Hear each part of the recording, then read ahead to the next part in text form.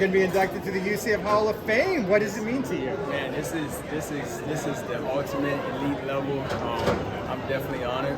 You know, it's a huge accomplishment. This is something that I never dreamed of, never thought of, I just wanted to get my degree. I just wanted to graduate, get my degree, and then hopefully whatever lands after that, you know, it comes. But when I got this call, you know, I was ecstatic. Take us through that moment when you got there. Actually, they called me. They said, "Hey, Joe, you know, we got the induction coming up and whatnot. You may be boom, in it." And then I was like, "Are you kidding?" You know, and I knew previously Kevin Smith wanted to it, so I was kind of bittersweet. You know, I didn't call with my brother, my roommate, or whatnot with Kevin Smith, but when they did call me, I was like, "Yes, I made it." You know, I felt like it was a huge accomplishment. You know, to make it that far, to make it this far, to be amongst the other peers and whatnot as the Hall of Fame goes. Tell us about a young Joe Burnett. You were at UCF High School, class of 05, is that right? Yep. So talk us through that decision. You obviously came to UCF, made an immediate impact. What kind of went into you coming here? I mean, you know, UCF, Florida is where I'm from, small town, family oriented. I think George O'Leary, a couple other scouts that came to the house. It was during basketball season at the time. You know, I was a big time basketball player, played with Jermaine Taylor, who's also a ducked here at UCF. And, you know, it was, for me, I knew this is where I wanted to be. You know, it felt like home for me. It was a small town. It just felt like home. You know, it was close to home. I wanted my family to be able to come see me play and whatnot. Mom is here right now, and, you know, that was the biggest day for me. I was like, Mom, we are Hall of Famers, you know, and she's my biggest supporter. You know, I'm glad she was here, be able to make it today, you know. It was just huge, man. It was huge. Just being 45 minutes away, you know, and a lot of peers and family were able to come see me play.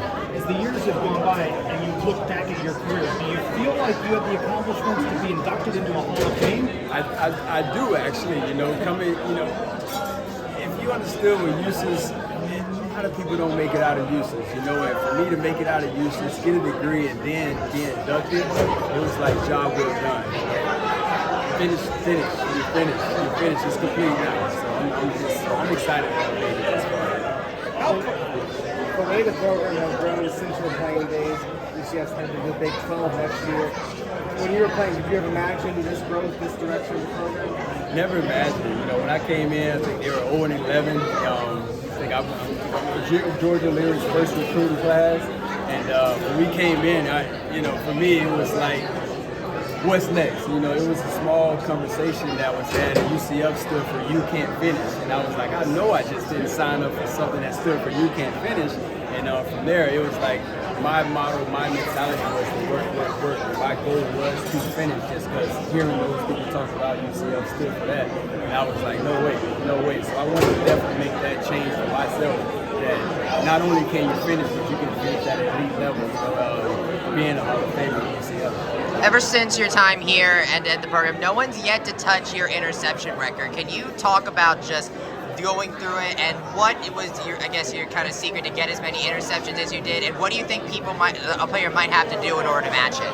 I mean, it's a huge honor. 16 interceptions. You know, I left everything I had on the field, first and foremost. Everything I had. I love it here at UCF. You know, that's a huge record. Actually, in high school, I had 32 interceptions. So I was trying to top that, to be honest with you, and see if I could match that. But 16, it's an accomplishment. You know, I did what I was told, pretty much. You know, I listened to the coaches, followed my assignment, and stuck to, you know, the game plans and whatnot. And from there, it was all instance and ball skills. What was it like to put on the uniform again and go out onto the field again?